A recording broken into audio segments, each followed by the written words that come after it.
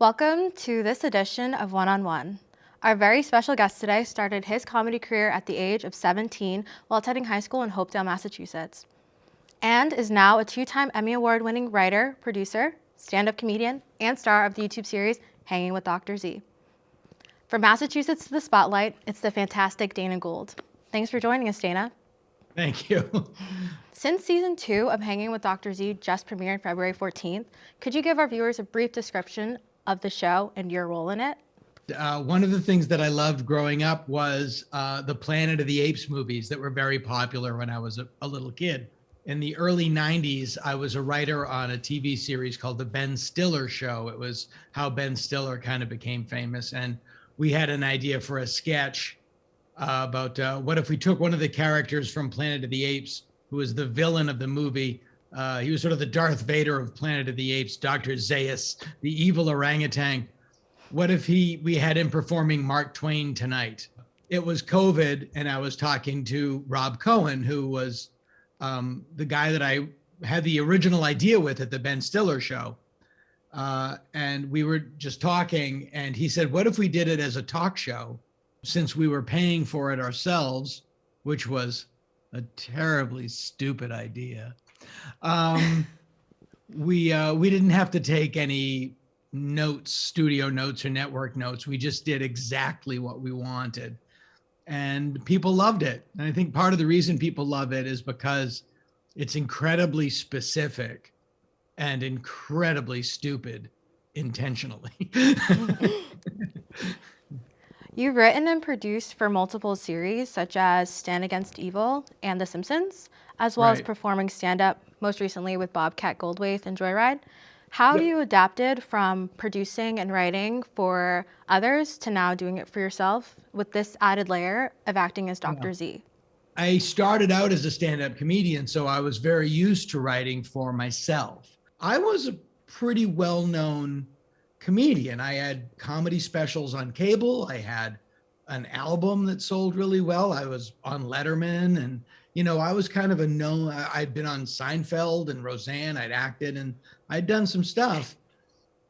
And then when you get on a writing staff, you have to put all of that away because nobody cares.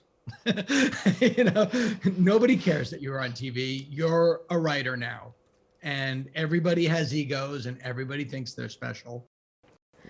In the Hulu show you created and wrote for Stand Against Evil, you used visual inspiration from the late 60s soap opera Dark Shadows and the late 70s horror film The Hills Have Eyes. What films and shows inspired the visuals for Hanging with Dr. Z? Dr. Z was inspired by The Tonight Show with Johnny Carson, but I loved when I watch them on YouTube, old talk shows from the late 60s, early 70s. They're much more relaxed, and it's just very laid back and groovy.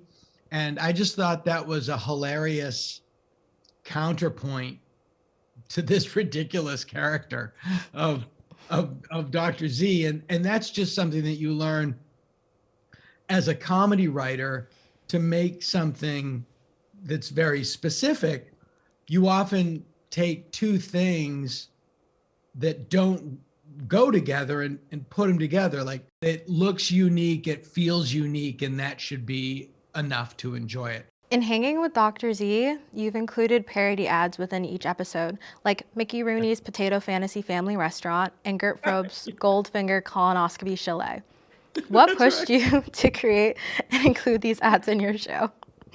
As I said, the show is intentionally stupid.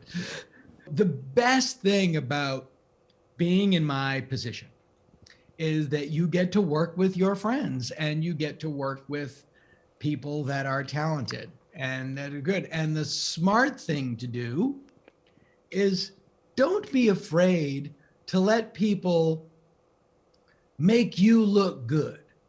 There's a guy I know named Chris Shapan. Mickey Rooney's Potato Fantasy was like a fake magazine ad that he put on his Facebook website. And I just called him when we were doing this, and I said, hey, we're doing this thing. Would you want to do the ads? And he was like, great. And I don't tell him what to do. I don't, he works with another guy that takes them from ads and makes them commercials. I record it, but all of those ads come from Chris. I'm really glad that you recognize those because it lets me talk about Chris and that came from Chris. I have nothing to do with him. When you first wrote Planet of the Apes, the musical sketch for the Ben Stiller show, you Yeah. claimed your inspiration was to wear the orangutan makeup. Now that Yeah. you frequently embody Dr. Z, do you Oh, enjoy the process of applying, wearing, and removing this makeup? it's 2.5 hours to get into and an hour to get out of. And you're still like, I'm still picking glue out of my sideburns and stuff. But I do sincerely, I say, like the love of the game. When you're in a makeup chair, nobody can bother you. It's like going to the dentist. And I know for 2.5 hours, I get peace and quiet. Nobody can bother me. I actually enjoy it. Does the physical transformation immediately put you into Dr. Z mode? 100%. Yes. And I can't explain it. And I act in shows and I've acted, but I'm not airy fairy about the process. Looking in the mirror and the only thing you can see are your eyes and nothing else is the same is very strange. I will watch the show and I have no memory of saying stuff that I've said. I 100% get in the zone and sort of I really do become the character. I really do. Considering you raised 3 times your original crowdfunding goal, what Yeah. advice would you give to our audience about creating and funding their own show? I always feel that it's very important to do what you think is funny, to honor your voice and to do the show that you want, and that people will then respond. And if you want to do something, just start doing stuff, make stuff, put something on YouTube, do a sketch show at a club, just get out and do stuff, and people see it and they respond. They never respond exactly the way you want them to respond, and they never respond on the schedule you wish they would respond to, but they do. All right, Dana, this is the spoiler alert segment of our show. Now Okay. that season 2 of Hanging with Dr. Z is underway, what can you tell Right. us that the audience doesn't know yet? I can tell you two things. The finale will have a clip of a fictional movie that he made in hiatus, a 70s cop thriller starring Dr. Z and David Koechner from Anchorman, called Del Monte and Flip Flop. There are two renegade cops on the run in South America, and then it is quite possible that Dr. Z will be moving to off YouTube onto a real network and becoming a show. That's still in the very, very early stages, but if it happens, it would be great. That's so exciting. I'm so excited for you. Thank you so much for joining us, Dana. We hope you're enjoying the sun out in LA. Thank you so much. And thank you to everyone for tuning into this edition of One on One. See you.